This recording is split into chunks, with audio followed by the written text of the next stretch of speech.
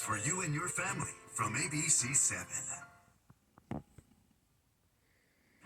Tonight, the investigation into the massive power outage that plunged a major city into darkness during what's expected to be a record-breaking holiday travel rush, and the rising tensions with Venezuela as the U.S. Coast Guard is in active pursuit of a third vessel off the Venezuelan coast. We do begin with that power outage in San Francisco.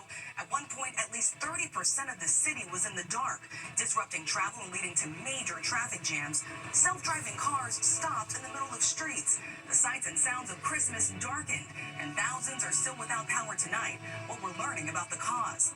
It comes as millions of Americans are on the move, taking to the skies and roadways in what could be a record-breaking holiday travel rush.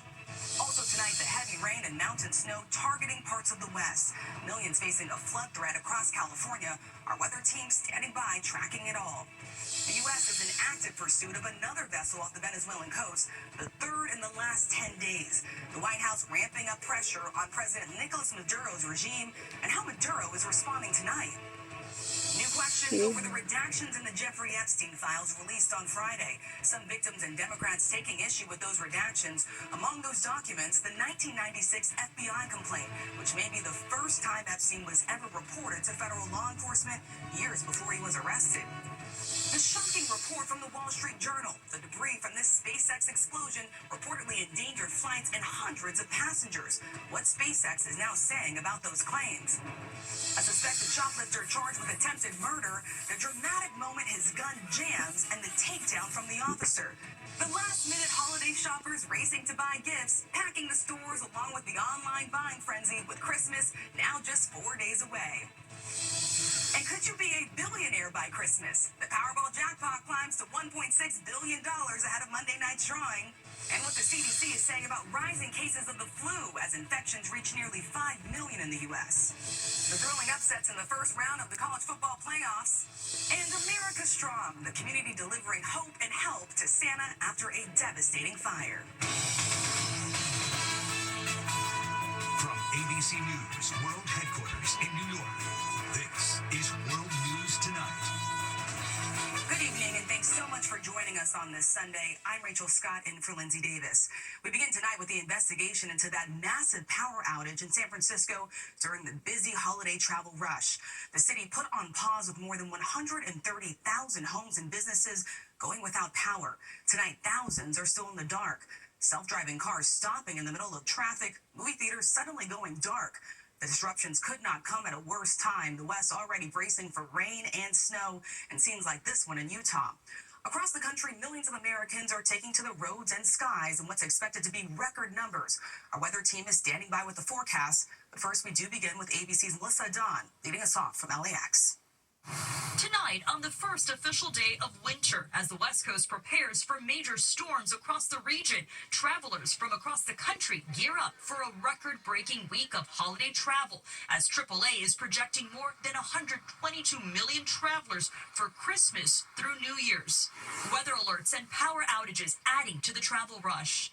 In San Francisco, crews working to restore power following a citywide outage on Saturday, impacting more than 130,000 homes and businesses, leading to street closures, public transportation disruptions, and business closures during the busy holiday shopping season. Authorities are still investigating the cause of the outage. The TSA anticipates screening more than 43 million passengers between December 19th and January 4th. It's so busy, the FAA planning on using limited military airspace if needed.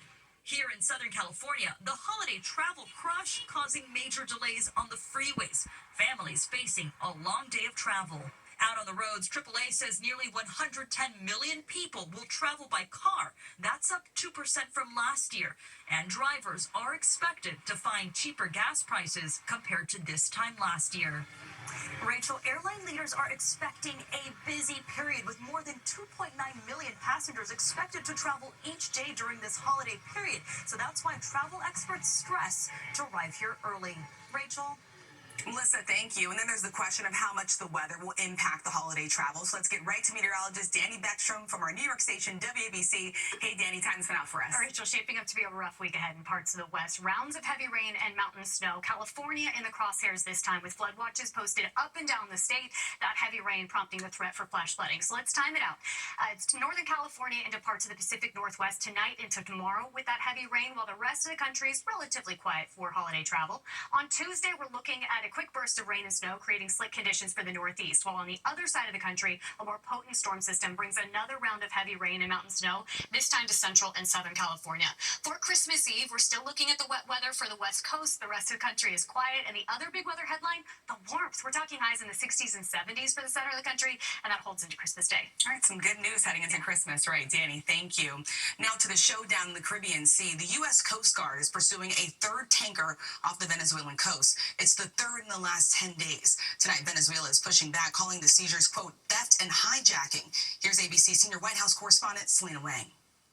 Tonight, rising tensions with Venezuela as the U.S. is in active pursuit of a sanctioned dark fleet vessel fleeing the Caribbean. A U.S. official tells ABC News the Coast Guard is attempting to intercept a vessel that's part of Venezuela's, quote, illegal sanctions evasion. The official says the ship is, quote, flying a false flag and under a judicial seizure order. This comes after Saturday's seizure of an oil tanker off the coast of Venezuela, carried out by an elite Coast Guard tactical team. The same type of unit used just 10 days earlier when American forces rappelled from helicopters onto another oil tanker's deck to take control of the ship. Tonight, Venezuela firing back, calling the seizures theft and hijacking. I consider it a provocation and a prelude to war, and I hope we don't go to war with Venezuela. Last week, President Trump threatened to impose what he called a total and complete blockade of all sanctioned oil tankers traveling to and from Venezuela, a move that could devastate the Venezuelan economy. Oil exports, the lifeblood of President Nicolas Maduro's regime. All of this as the U.S. amasses the largest military presence in the Caribbean in decades. The Pentagon also striking 28 alleged drug boats in the Caribbean and Eastern Pacific, killing at least 100 people, without providing any public evidence or identifying those killed. The administration insisting its pressure campaign is about targeting drug traffickers and sanctioned oil, but some Republicans openly calling for regime change. I am all in the camp for regime change. And President Trump has been warning for weeks now that land strikes targeting drug traffickers inside Venezuela could be coming soon, saying this week that he's not ruling out war. So lawmakers are now pressing the administration for clarity, asking what the real end game is here. Is it about oil, drugs, or regime change? Rachel? Those questions coming from both sides of the aisle. All right, Selena Wang traveling with the president tonight in Florida. Selena, thank you.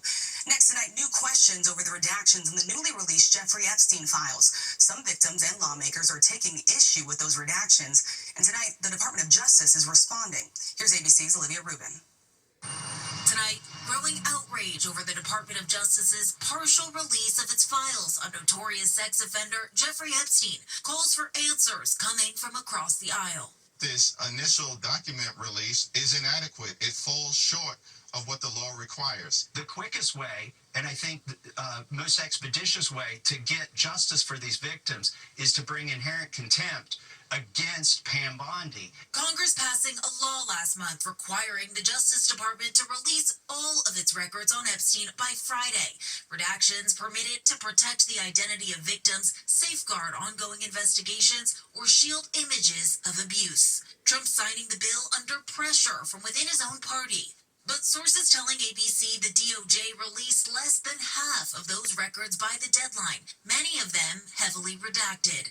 This image showing the inside of Epstein's home, photos of Donald Trump contained inside an open drawer, initially released, then removed, then reposted. Democrats on Capitol Hill crying foul, asking what else is being covered up. But the Justice Department firing back. There were a number of photographs that were pulled down after being released on Friday.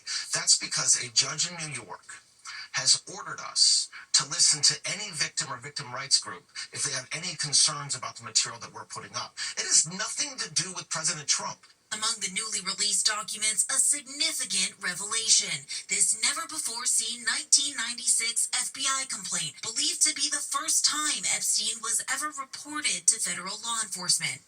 Epstein accuser Maria Farmer says she filed that complaint 3 decades ago, alerting authorities Epstein, quote, stole photos she had taken of her 12 and 16-year-old sisters, threatening to, quote, burn down her house if she told anyone. But Epstein would not be investigated for another decade. Tonight, Farmer telling ABC she finally feels, quote, redeemed. Years ago, she told us she believed others could have been saved from Epstein's abuses. If the FBI had listened to me in 1996, there would have been no more victims. And Rachel, the Deputy Attorney General Todd Blanche says the rest of those records were delayed in part due to that tedious review process, but he says more should be released in the coming weeks. Olivia, battling those sirens behind you. We know you'll stay on top of this one for us, Olivia. Thank you. We turn now to a stunning report from the Wall Street Journal. Debris from the SpaceX explosion endangering 3 planes with hundreds of passengers on board. FAA documents reportedly revealing the explosion posed a greater threat than previously known. Tonight, SpaceX is pushing back. ABC's Morgan Norwood has the story. It was a SpaceX rocket launch that ended in a fireball. And tonight, new FAA documents obtained by the Wall Street Journal reveal the chaotic moments that controllers scrambled to reroute planes amid concerns about potential debris. I need to keep all the aircraft clear of that area because of the debris. According to the Wall Street Journal, debris rained over the Caribbean for nearly 50 minutes, causing a JetBlue flight heading to Puerto Rico to enter a holding pattern. 2 other aircraft, a private jet, and an Iberia Airlines plane declaring fuel emergencies and making the call to travel through the temporary no-fly zone. All 3 landing safely with 450 people on board. Iberia Airlines telling the paper its plane flew through the area after all the actual debris had already fallen, and JetBlue saying they're confident its flight safely avoided the debris. The Journal also reporting SpaceX didn't immediately notify the FAA of the explosion through its required hotline. The FAA convening a safety review panel, but paused review in August, saying most recommendations were already being implemented. In a statement to ABC News, the FAA says it keeps everyone informed before, during, and after commercial space launches. Prior to every launch, the FAA provides airspace users debris response area and aircraft hazard area coordinates. The report comes as SpaceX, led by CEO Elon Musk, a key Trump ally, advisor, and donor, pushes for faster launch approvals from the FAA. Still, questions tonight about safety. Rachel, SpaceX responding to the Wall Street Journal's report saying it included incomplete and misleading information, adding no aircraft have been put at risk. Rachel? Morgan, thank you. Overseas now to an emotional gathering honoring the victims and the survivors of the Bondi Beach terror attack. It comes just 1 week after the gunman, a father and son, allegedly opened fire during a ceremony marking the first day of Hanukkah, killing 15 people and injuring dozens more. So let's bring in ABC's Marcus Moore. And Marcus, this is a community that's still very much on edge tonight. Absolutely, Rachel, and a highly emotional day at Bondi Beach where thousands gathered to mark this tragedy 1 week since those 2 gunmen carried out this attack. Today, on the final night of Hanukkah, people sang Oseh Shalom, a prayer for peace, and read the names of each victim. The crowd held a moment of silence at 6:47 to mark the moment those first shots were fired. Police in Sydney say a father and son inspired by ISIS targeted Jewish families at the event to mark the first day of Hanukkah. And a Good Samaritan identified as Ahmed Al-Ahmed was seen on video wrestling a gun from one of the shooters before Ahmed himself was wounded. This incident sparking more calls to address a wave of anti-Semitism across the globe. Rachel. Marcus, thank you. Back here in the U.S., the chilling images tonight. Body camera video capturing the moments an alleged shoplifter pulled a gun on an officer inside a Walmart in Canton, Ohio. Authorities say the gun did not fire. The suspect now charged with attempted murder. We want to warn you, these images are disturbing. Here's ABC's Rena Roy. Tonight, dramatic body camera footage showing the moment an alleged shoplifter pulled a gun on an Ohio police officer inside a Canton Walmart outside Cleveland Thursday. Watch as this man being held by security lunges to the right, grabs his gun, and points it at the officer. Police say he pulls the trigger, but the gun fails to fire. A Walmart employee tackling him, trying to grab the weapon. He then brings the firearm back up and attempts to shoot the officer a second time. the gun does not go off again. The officer punching the man and wrestling him to the ground. 2 Walmart employees helping subdue him before he's handcuffed. The gun, police say, was loaded. It's harrowing. It's my heart dropped into my stomach. Authorities identifying the suspect as 21-year-old Shane Newman, who has spent time in prison before on drug charges. And Rachel, Newman is facing several charges in this incident, including attempted murder. Tonight, Walmart releasing a statement saying the company is proud of that employee for taking action and keeping everyone in that store safe. Rachel? Those images just really hard to watch. All right, Rena, thank you. We turn now to the countdown to Christmas, the last-minute rush for holiday shoppers flocking to the stores and malls on the hunt for the best deals. Let's bring in ABC's Mola Lenghi. And Mola, these last-minute shoppers fueling record spending. Well, that's right, Rachel. You know, we're less than a week from Christmas. That means the last-minute holiday shopping rush is reaching fever pitch. Millions of Americans are buying those last-minute gifts this weekend. Now, despite some people expressing some anxiety over the state of the economy, total holiday spending is actually expected to eclipse last year's mark. Online consumer spending remains resilient. $187 billion spent so far just this season. Big-ticket home good items have really been among the most popular things, like refrigerators, freezers, washers, dryers.